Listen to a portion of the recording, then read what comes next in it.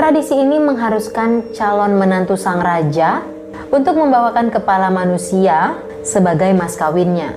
Nah, penyerahan mas kawin ini ditunjukkan sebagai simbol keberanian. Hai guys, balik lagi di Rumah Tua.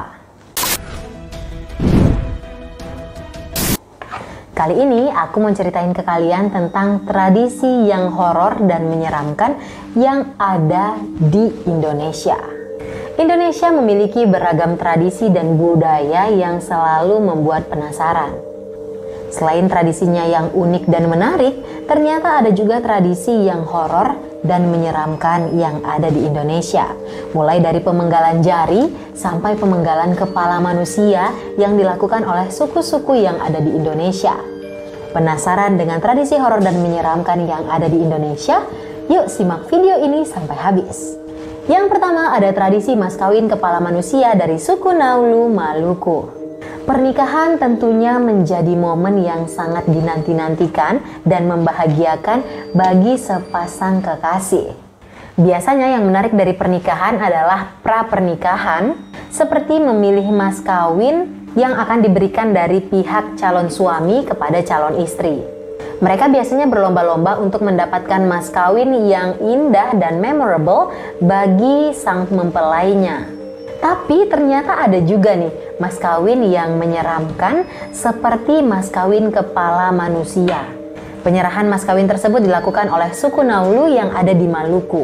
Tradisi ini hanya dilakukan ketika melamar anak Raja Naulu. Suku Naulu merupakan suku yang tersebar di Pulau Seram, yaitu di Dusun Nuanea dan Desa Sepa. Tradisi ini mengharuskan calon menantu sang raja untuk membawakan kepala manusia sebagai mas kawinnya.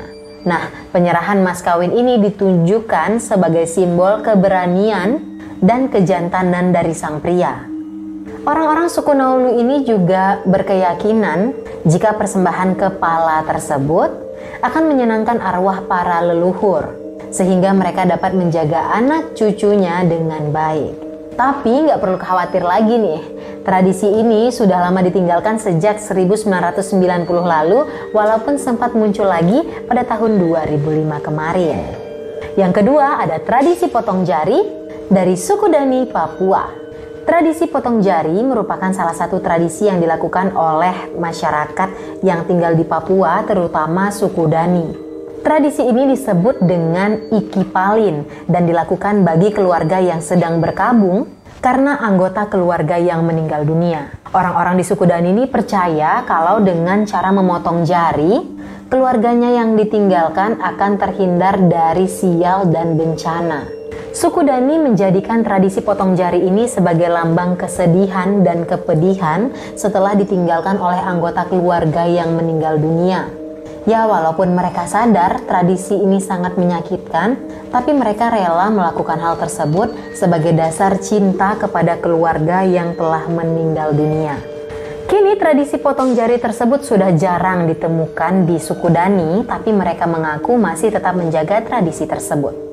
Yang ketiga, tradisi Manene suku Toraja, Sulawesi. Suku Toraja dikenal dengan tradisinya yang beragam. Salah satunya yaitu penghormatan kepada leluhur. Tradisi yang dinamakan Manene ini merupakan tradisi membersihkan jenazah yang telah lama meninggal, puluhan bahkan ratusan tahun yang lalu, yang sudah berbentuk mumi. Masyarakat Toraja akan membersihkan jasad leluhur mereka dan menggantikan baju jenazah yang telah usang dengan baju yang baru dan bersih. Tradisi mak nenek ini juga diikuti dengan tradisi mayat berjalan. Mereka melakukan tradisi ini setiap 3 tahun sekali serentak dengan warga desa lain. Nah, prosesi mak nenek ini bisa memakan waktu sampai 1 minggu lamanya. Tradisi ini dilakukan pada bulan Agustus, yaitu setelah musim panen. Masyarakat percaya bahwa tradisi ini nggak boleh dilakukan sebelum masa panen, karena dianggap bisa membawa sial hasil panen seperti sawah dan ladang yang mengalami kerusakan. Awalnya tradisi ini dimulai dari seorang pemburu binatang bernama Pong Rumasae.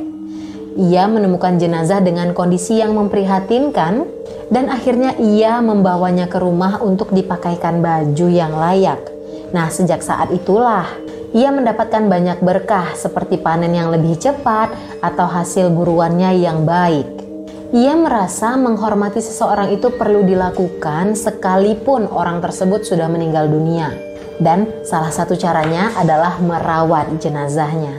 Yang keempat ada tradisi ngayau dari suku Dayak Kalimantan. Ngayau ini merupakan salah satu tradisi dari suku Dayak Kalimantan dengan cara memenggal kepala musuh dan membawanya sebagai piala. Tradisi perburuan kepala ini menjadikan suku Dayak menjadi suku yang paling ditakuti di antara suku-suku yang ada di Indonesia. Tradisi ngayau ini dilakukan oleh orang Iban pada zaman dahulu untuk mempertahankan kaumnya dari musuh. Mereka akan memilih musuh lelaki dewasa untuk dipenggal kepalanya dan dibawa pulang ke rumah. Rambut dari kepala yang mereka penggal tersebut akan dijadikan hiasan pada perisai dan pedang mereka.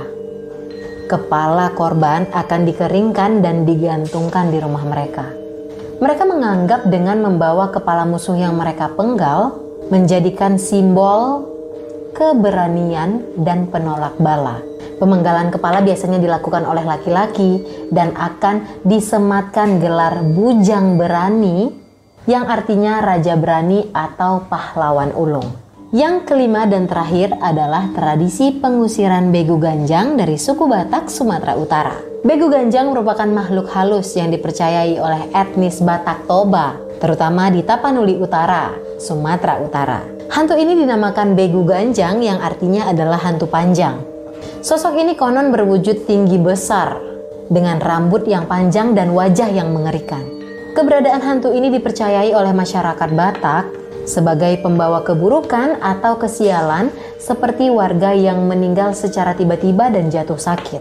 Tradisi ini mereka lakukan dengan mendatangkan dukun yang akan memimpin ritual untuk membersihkan desa mereka dari ilmu hitam termasuk begu ganjang. Tapi hantu ini merupakan kepercayaan bagi sebagian masyarakat saja dan ada yang menjadikannya sebagai peliharaan. Nah, tradisi ini termasuk tradisi kepercayaan yang berbahaya karena orang-orang yang memelihara begu ganjang ini kerap dibunuh oleh orang-orang yang membenci ilmu-ilmu hitam karena dianggap meresahkan. Nah, itulah dia tadi tradisi horor dan menyeramkan dari suku-suku yang ada di Indonesia. Buat kalian yang mau dengar cerita lain atau tentang pembunuh berantai atau tentang konspirasi dan ada ide-ide dan saran-saran untuk video selanjutnya, bisa tulis di kolom komentar. Jangan lupa subscribe channel ini dan jangan lupa follow kita di Instagram dan juga TikTok. Thank you for watching and I'll see you in the next creepy video.